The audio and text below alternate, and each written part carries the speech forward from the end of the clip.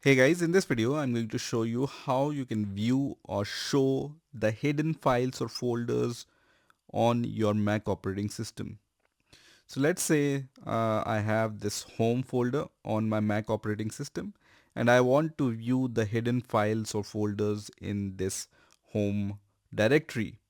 So what I need to do is I just need to open this in the Finder and then just press Command Shift period keys on your keyboard at the same time. So just press Command Shift period and it's going to show you all the hidden files. You can see now all these hidden files are visible. Generally, hidden file starts from dot at the starting. So you can see this dot zshrc is the hidden file.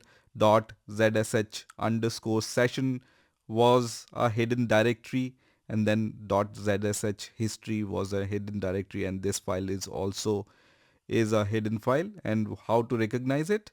It starts from the dot in front or period in the front. Now in order to hide these files once again, you just need to press once again Command Shift period or dot combinations, and all those hidden files will be hidden once again. So the key combination is Command Shift period to view the hidden file, and then once again press Command Shift period to hide those hidden files once again.